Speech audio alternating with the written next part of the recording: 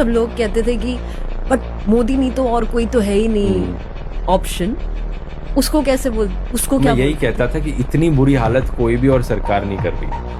कोई भी बेटर है, मोदी से अच्छा एक गधा बेटर है, एक एक्चुअल डोंकी, क्योंकि वो कुछ नहीं करेगा वहां पे बैठ, और कुछ ना करना इस तरीके से देश को डिस्ट्रॉय करने से बेटर है। ಮೋದಿಗಿಂತ ಕತ್ತೆನೇ ವಾಸಿ, ಈ ಮಾತನ್ನ ನಾನು ಹೇಳ್ತಾ ಇಲ್ಲ, ಪ್ರಸಿದ್ಧ ಯೂಟ್ಯೂಬರ್ ಧ್ರುವ ರಾಟೆ ಹೇಳ್ತಿದ್ದಾರೆ.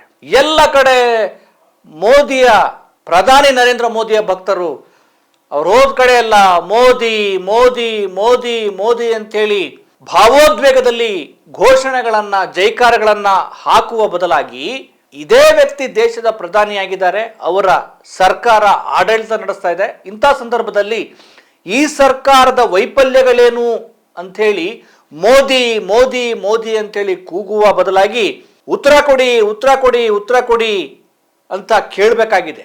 ನಾ ಕಾವುಂಗ ನಾ ಖಾನೆ ದೂಂಗ ಅಂತ ಹೇಳಿ ಹೇಳುವಂತ ಪ್ರಧಾನಿ ಮೋದಿಯವರ ಆಡಳಿತದ ಸರ್ಕಾರದ ಮೇಲೆ ಸಾವಿರಾರು ಕೋಟಿ ಭ್ರಷ್ಟಾಚಾರದ ಆರೋಪ ಬಂದಿದೆಯಲ್ಲ, ಅದ್ರ ಬಗ್ಗೆ ಉತ್ತರ ಕೊಡಿ, ಅದ್ರ ಬಗ್ಗೆ ಉತ್ತರ ಕೊಡಿ ಅಂತೇಳಿ ಅವರ ಅಭಿಮಾನಿಗಳು, ಅವರ ಭಕ್ತರು ಕೇಳಬೇಕಾಗಿದೆ. ಸ್ನೇಹಿತರೆ, ಆಗಿದ್ರೆ ಧ್ರುವ ರಾಟೆ ಯಾಕೆ ಪ್ರಧಾನಿ ನರೇಂದ್ರ ಮೋದಿಯವರ ಬಗ್ಗೆ ಮೋದಿ ಅವರಿಗಿಂತ ಒಂದು ಕತ್ತೆನೇ ವಾಸಿ ಕಂಡ್ರಿ ಅಂತೇಳಿ ಯಾಕೆ ತಮ್ಮ ಆಕ್ರೋಶವನ್ನ ಅಸಮಾಧಾನವನ್ನ ಹೊರಗಡೆ ಹಾಕಿದ್ರು, ಯಾವ ಕಾರಣಕ್ಕೋಸ್ಕರ ಅನ್ನೋದ್ರ ಬಗ್ಗೆ ನಾನು ಹೇಳ್ತೀನಿ.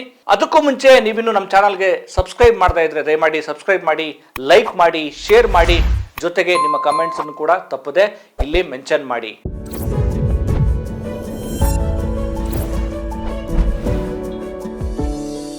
ಸ್ನೇಹಿತರೆ, ಧ್ರುವ ರಾಟೆ ನಿಮ್ಮೆಲ್ಲರಿಗೂ ಗೊತ್ತಿರೋ ಹಾಗೆ ಒಬ್ಬ ಪ್ರಸಿದ್ಧ ಯೂಟ್ಯೂಬರ್. ಯಾವುದೇ ಮುಲಾಜಿಲ್ಲದೆ ಅಂಕಿ ಅಂಶಗಳ ಮೂಲಕ ಫ್ಯಾಕ್ಟ್ ವಿಚಾರವನ್ನ ವೈಜ್ಞಾನಿಕವಾಗಿ ಮತ್ತು ವೈಚಾರಿಕವಾಗಿ ಯೂಟ್ಯೂಬ್ ಮೂಲಕ ಜಗತ್ತಿಗೆ ಬಿತ್ತರಿಸುವಂತ ಕೆಲಸವನ್ನ ಮಾಡ್ತಾ ಇದ್ದಾರೆ. ಇಂತಹ ಯೂಟ್ಯೂಬರ್ ಈ KK ಕ್ರಿಯೇಟರ್ಸ್ ಅನ್ನುವಂತ ಒಂದು ಯೂಟ್ಯೂಬ್ನ ಸಂದರ್ಶನದಲ್ಲಿ ಮೋದಿಯವರ ಬಗ್ಗೆ ಕೇಳಿದ ಪ್ರಶ್ನೆಗೆ ಅವರು ಉತ್ತರ ಕೊಡ್ತಾರೆ. ಮೋದಿಯವರಿಗಿಂತ ನರೇಂದ್ರ ಮೋದಿಯವರಿಗಿಂತ ಒಂದು ಕತ್ತೆನೇ ವಾಸಿಯಾಗಿತ್ತು ಅಂತ. ಯಾಕೆ ಈ ರೀತಿ ಹೇಳಿದ್ರು ಅಂದ್ರೆ, ಒಂದು ವೇಳೆ ಮೋದಿಯವ್ರ ಬದಲಾಗಿ ಕತ್ತಿ ಏನಾದ್ರು ಒಂದು ಕತ್ತೆ ಆ ಸ್ಥಾನದಲ್ಲಿದ್ರೆ ಅದೇನೂ ಮಾಡ್ತಾ ಇರಲಿಲ್ಲ, ಸುಮ್ಮನೆ ಇರ್ತಿತ್ತು, ಅಷ್ಟಾಗಿದ್ರು ಸಾಕಿತ್ತು ಅಂತ ಹೇಳಿದ್ದಾರೆ. ಆದ್ರೆ ಕತ್ತೆಯ ಬದಲಾಗಿ ಮೋದಿ ಅಲ್ಲಿರೋದ್ರಿಂದ ಈ ದೇಶ ಬರ್ಬಾದ್ ಹೋಗ್ತಾ ಇದೆ. ಈ ದೇಶ ಒಂದ್ ರೀತಿ ಏನು ಅವನತಿಯ ಅಂತ, ನಾವು ಮತ್ತೆ ರಿವರ್ಸ್ ಗೇರಲ್ಲೂ ಮರುಪ್ರಯಾಣವನ್ನ ಅಂದ್ರೆ ಹಿಂದಕ್ಕೆ ಹೋಗ್ತಾ ಇದೀವಿ. ಎಷ್ಟೋ ವರ್ಷಗಳ ಕಾಲ ನಾವು ಪ್ರಗತಿಯ ಸೂಚನೆಯನ್ನ ಕಾಣ್ತಿಲ್ಲ ಅನ್ನೋ ಅರ್ಥದಲ್ಲಿ ಧ್ರುವ ರಾಟೆ ಹೇಳಿದ್ದಾರೆ. ಸ್ನೇಹಿತರೆ, ನರೇಂದ್ರ ಮೋದಿ ಅವರಿರಲಿ, ರಾಹುಲ್ ಗಾಂಧಿ ಅವರಿರಲಿ, ಯಾರೇ ಇರಲಿ, ಪ್ರತಿಯೊಬ್ಬರನ್ನು ಟೀಕೆ ಮಾಡುವ, ಆರೋಗ್ಯಕರವಾಗಿ ಚರ್ಚೆ ಮಾಡುವ ಅವಕಾಶ ಈ ದೇಶದ ಪ್ರಜೆಗೆ ಇದ್ದೇ ಇರುತ್ತೆ.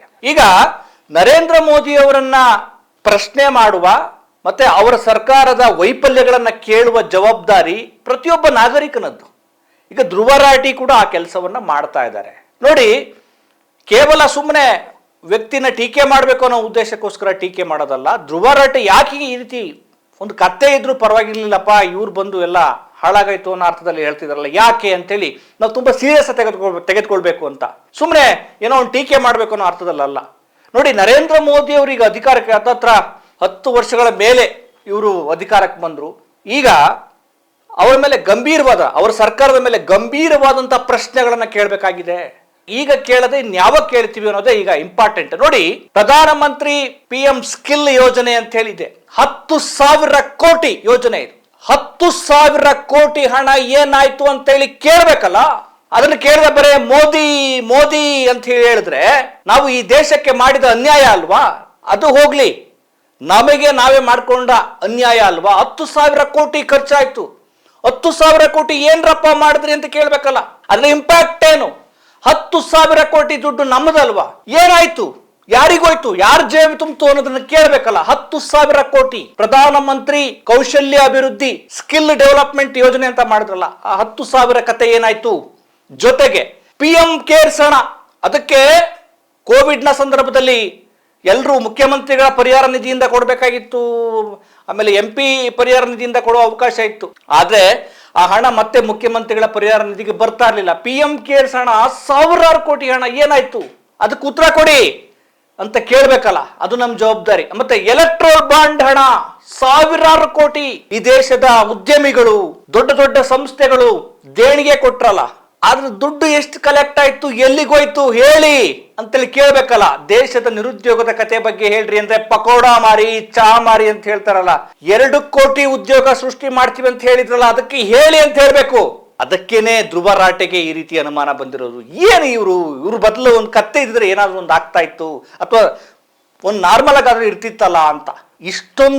ಇಷ್ಟೊಂದು ಬಹುದೊಡ್ಡ ವಿಚಾರಗಳು ನಮ್ಮ ದೇಶದ ಮುಂದಿವೆ. ಮಹಿಳೆಯರ ವಿಚಾರ ಇದೆ, ಯುವಕರ ಭವಿಷ್ಯ ಇದೆ. ನೋಡಿ, ಇವತ್ತು AI ಶೃಂಗಸಭೆಯಲ್ಲಿ ನಮ್ಮ ದೇಶದ ಮರ್ಯಾದೆ ಹಾಳು ಮಾಡಿದ್ದಾರೆ. ಅದ್ಯಾವುದು ಗ್ಯಾಲೋಟಿಯ ಯೂನಿವರ್ಸಿಟಿಯವರು ಚೀನಾದ ಒಂದು ನಾಯಿಯನ್ನ ನಾವು ಕ್ರಿಯೇಟ್ ಮಾಡಿದ್ವಿ ಅಂತೇಳಿ ಒಂದು ತಂತ್ರಜ್ಞಾನದಿಂದ ಮಾಡಿದಂಥ ಒಂದು ನಾಯಿಯನ್ನ ನಮ್ದು ಅಂತ ಹೇಳ್ಕೊಂಡಿದ್ದಾರೆ. ಅದಕ್ಕೆ ರಾಹುಲ್ ಗಾಂಧಿ ಅವರು ಹೇಳಿದ್ರು, ನಮ್ಮ ದತ್ತಾಂಶಗಳು ಏನು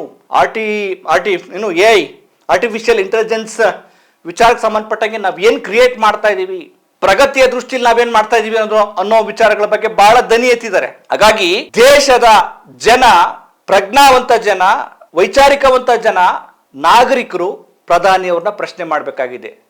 ಹಾಗಾಗಿ ಧ್ರುವ ರಾಟೆ ಅವರಿಗೆ ಮೋದಿ ಅವ್ರಿಗಿಂತ ಕತ್ತೇನೆ ವಾಸಿ ಅಂತ ಅಂತಿರ್ಬೋದು. ಉತ್ತರ ಸಿಗುತ್ತಾ ಗೊತ್ತಿಲ್ಲ, ಸಿಗೋವರೆಗೂ ನಾವು ಕೇಳಬೇಕಾಗಿದೆ. ಮತ್ತೊಂದು ವಿಶೇಷ ಸ್ಟೋರಿಯಲ್ಲಿ ನಿಮ್ಮನ್ನು ಭೇಟಿ ಮಾಡ್ತೇನೆ. ನಮಸ್ಕಾರ.